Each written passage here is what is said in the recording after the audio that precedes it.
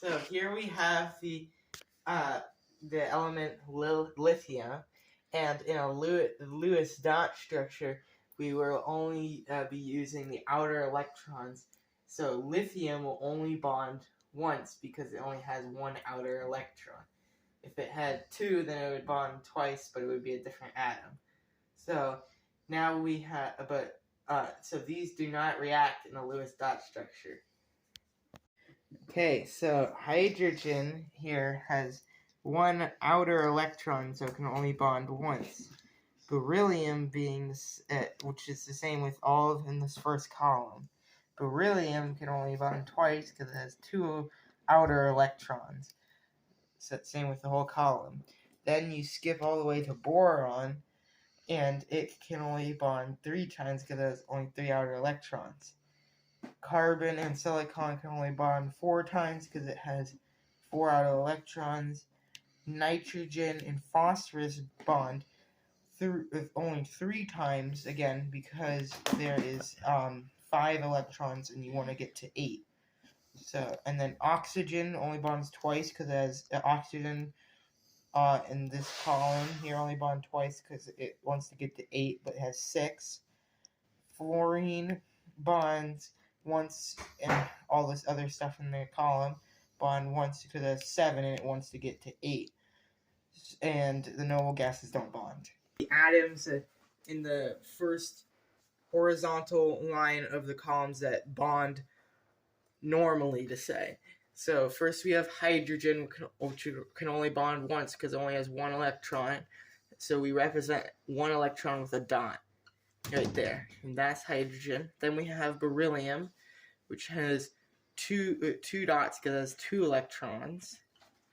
Then we have boron, which has 3 dots because it has 3 electrons, outer electrons. And then we have carbon, which has 4 outer electrons, so we represent 4 dots. Nitrogen has 5, so we put 5 dots. Oxygen has 6, so we put 6 dots. And fluorine has 7, so we put 7 dots.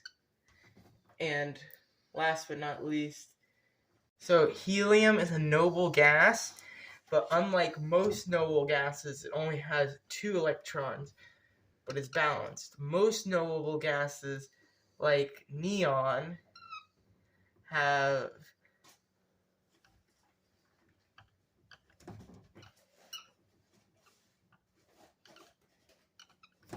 8 electrons and are balanced.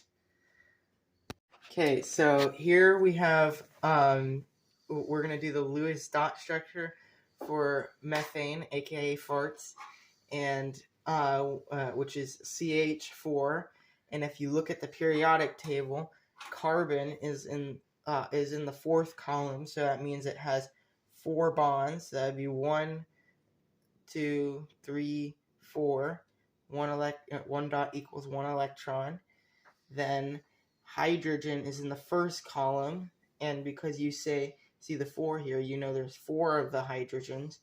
You would draw the hydrogens like that right here, and now there's 4 hydrogens, and each of the hydrogens have 1 dot because they only have 1 electron. Then then a line represents 2 electrons, and this is how they bond together. So now they're sharing the electrons, and hydrogen has the 2 that it wants, and and carbon has the 8 that it wants because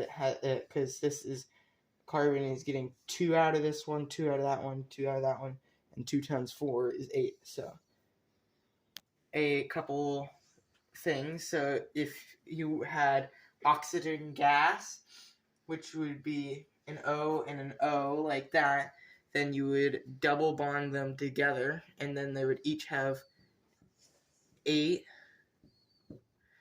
and each line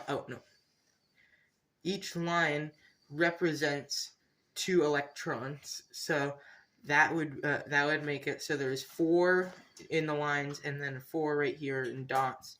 So that would make it so each one would have 8 and it would be balanced and stable. I'm going to explain to you why hydrogen only bonds once. It's because hydrogen, it has a thing called an orbital around it, and it only has the one s with 1 electron, so it can only bond, and an orbital always wants 2 electrons in it, so it can only bond once. It can only bond once with another atom to get that, it's one more that it wants. That it wants for itself. So if it bonded with another hydrogen, it only has 1, it would be happy. See, happy. So then it would be happy right there. And the same reason, this is the same reason helium only has the 1s orbital, but it already has 2 electrons, so it's stable. It's the reason why it's the exception to the octet rule, which rules all the other noble gases.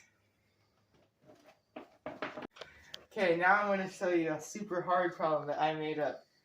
C12 B4 N2 F6. You'll probably need the periodic table to remember how to do the Lewis dots, but I've memorized these particular ones. So now I'm going to do C, bonded right there, C, bond,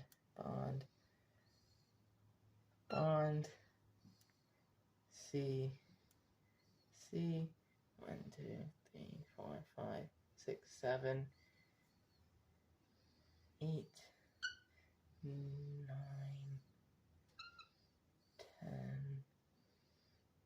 11, 12. So there's 12 C's we have here. Now I'm going to connect these via double bond to the beryllium and boron and nitrogen. I mean, not beryllium, the boron and nitrogens.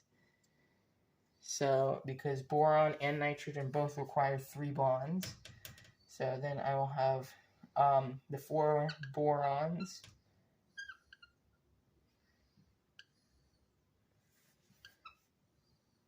and the 2 nitrogens. And then once I have the 4 berylliums and the 2 nitrogens, borons, then I'll connect each boron and nitrogen to a phosphorus. Fluorine. Just close enough.